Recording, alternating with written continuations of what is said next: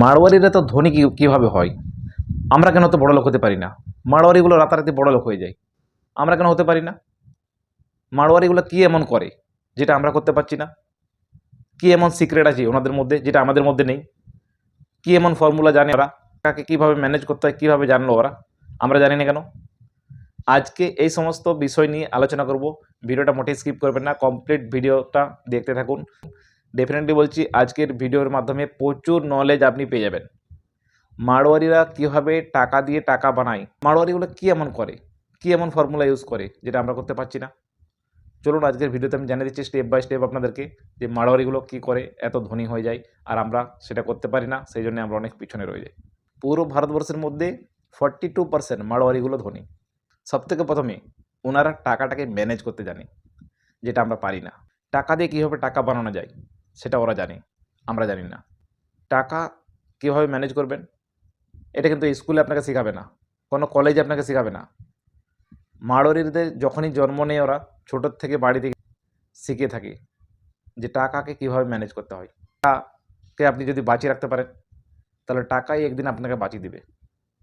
এমন এমন সিচুয়েশন আপনার জীবনে আসবে যখন কেউ আপনাকে বাঁচাতে আসবে না, শুধুমাত্র টাকা আপনাকে বাঁচাবে। তখন আপনি আজকে যদি জেনে নিতে পারেন যে মারওয়ারিগুলো কেন এত বড় লোক হয়, কি এর লাইফের মধ্যে কিন্তু প্রচুর চেঞ্জেস চলে আসবে। সবথেকে প্রথমে আপনাকে শিখতে হবে যে ফাইন্যান্স কীভাবে ম্যানেজ করা যায়, টাকাটাকে কীভাবে আপনি কাজে লাগাবেন, টাকাকে কীভাবে সঠিক জায়গায় খরচ করবেন, টাকাটাকে কীভাবে আপনি বাঁচাবেন, সেটা কিন্তু পুরোটাই ম্যাটার করছে আপনার উপর। আর সেই জিনিসটা যদি আপনি বুঝে নিতে পারেন তাহলেই আপনি ধনী। মারওয়ারিরা কিন্তু রিস্ক নিতে পারে, প্রচুর রিস্ক নিয়ে থাকে ওরা রিস্ক নিয়ে থাকে। যে কোনো জায়গায় যাবেন আপনি, ওনারা কিন্তু রিস্ক নিতে পারে, প্রচুর রিস্ক নিয়ে নেয় ওনারা। আমরা কিন্তু পারবো না, আর রিস্ক নেই বলেই আজকে ওরা কিন্তু ধনী। আমাদেরকে যদি বলা হয় যে আপনি চাকরি করবেন না ব্যবসা করতে চান, তাহলে আমরা সাধারণত কী বলি? চাকরি করব।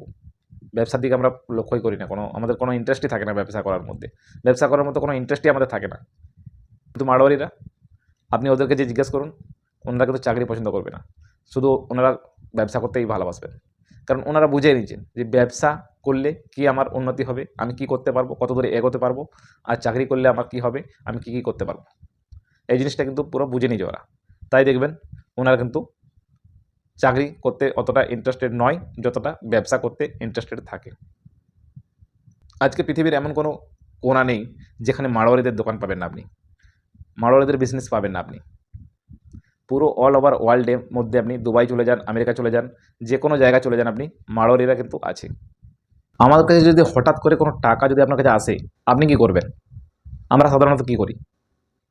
আমাদের কাছে যদি হঠাৎ করে কোনো জায়গা থেকে কোনো টাকা চলে এলো, হয় প্রভিডেন্ট ফান্ডের টাকা হোক বা কোনো ঠাকুমা দাদু কোনো কিছু প্রপার্টি রেখে গেছিলো, সেই টাকা হয়তো জায়গা জমি বিক্রি করে টাকা হোক, বা কোনো একটা লটারি লাগলো সেরকম টাকা হোক, ধরে নিন আজকে আপনার কাছে টাকা চলে এলো, 1 কোটি 2 কোটি টাকা চলে এলো, তাহলে আমরা কী করি সাধারণত? আমরা সাধারণত কী করি জানেন? একটা ফার্স্ট ক্লাস খুব সুন্দর একটা বাড়ি বানাবো, একটা তার তলায় একটা 4 চাকা গাড়ি কিনবো, আর বুলেট বাইক, হাতে একটা অ্যাপেলের আইফোন। এই ধরনের হ্যাবিটগুলো সাধারণত আমাদের থাকে, এই ধরনের থিঙ্কিংগুলো সাধারণত আমাদের থাকে। কিন্তু আপনি কি জানেন, আপনি কি ভেবে দেখেছেন কোনোদিনও যে মারওয়ারিদের কাছে যদি এরকম কোনো কিছু টাকা যদি ওদের কাছে চলে আসে তখন ওরা কী করে? আজকে আমি বলে দিচ্ছি। তখন ওনারা কিন্তু সেই টাকাটা কিন্তু ইনভেস্ট করে, যাতে সেই টাকাটা দিয়ে আরও টাকা বাড়ানো যায়। ইনভেস্ট করে, তাতে এফডি হোক ভালো রিটার্ন পাবে, বা গোল্ড হোক, বা কোনো প্রপার্টি হোক, এমন কোনো জায়গাতে, যেমন মিউচুয়াল ফান্ড যেখানে কম্পাউন্ডিংয়ে পয়সাটা সুদে বাড়তে থাকবে, মানে সুদেরও সুদ পাবে, সেরকম জায়গাতে হোক। মারওয়ারিরা কিন্তু প্রথমে ইনভেস্ট করে। ওনারা দেখবেন বেশিরভাগ কিন্তু ভাড়া ঘরেই থাকে। আমি এরকম প্রচুর মারওয়ারিদেরকে জানি যেনাদের দোকান কিন্তু নিজেদের আছে, কিন্তু থাকে কিন্তু ভাড়া ঘরে। এইসব স্ট্র্যাটেজিগুলো ইউজ করে আজকে ওনারা কিন্তু ধনী। আর আমাদের যে কতগুলো হ্যাবিট আছে, সেই হ্যাবিটগুলো আমরা চেঞ্জ করতে পারি না। ওনাদের যে স্ট্র্যাটেজিগুলো আছে সেগুলো আমরা আমাদের লাইফে অ্যাপ্লাই করতে পারি না, সেই জন্য আজকে আমরা গরিব। প্রত্যেকে ওনারা কিন্তু নিজেদের বাড়িতে বাবা মা এদেরকে দেখে দেখে শিখতে শিখতে মানে এমন ওদের ব্রেনটা হয়ে যায় যে বড় হওয়ার পরে ওনারা কিন্তু আর কারো হেল্পের কোনো প্রকার নিয়েও কিন্তু ওনারা বড় হয়ে যেতে পারে। আপনি আজকে একটা ব্যবসা চালু করছেন, চকচকে ফার্নিচার একদম দারুণ সাজিয়েছেন, আপনার কাছে কিছু পয়সা চলে এসছে, আপনার কাছে কিছু পয়সা ছিল, আপনি দারুণ সাজিয়েছেন চকচকে ফার্নিচার, একটা আপনি বিজনেস চালু করে দিলেন।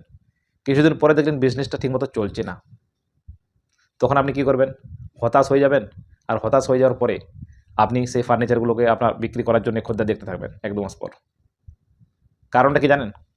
কারণটা হচ্ছে যে আপনার বিজনেসের সম্বন্ধে কোনো নলেজ ছিলই না।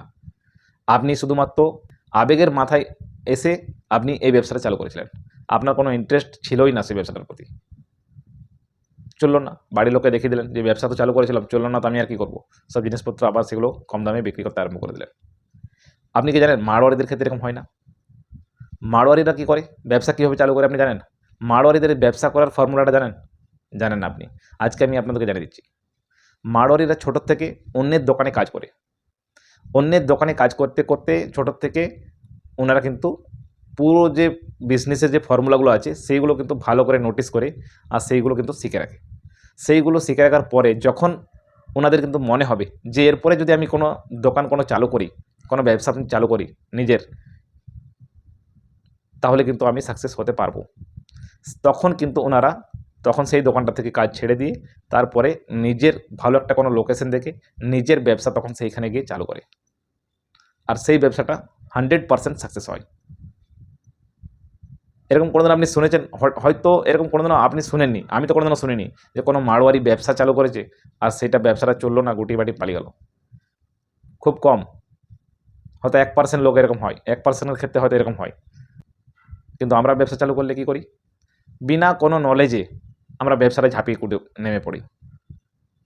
আপনি একটা সিম্পল কথা একটা ভেবে দেখুন না, যদি আপনি সাঁতার না জানেন আর জলে আপনি ঝাঁপ দিয়ে দিলেন পুকুরে, আপনি কি বেঁচে থাকবেন?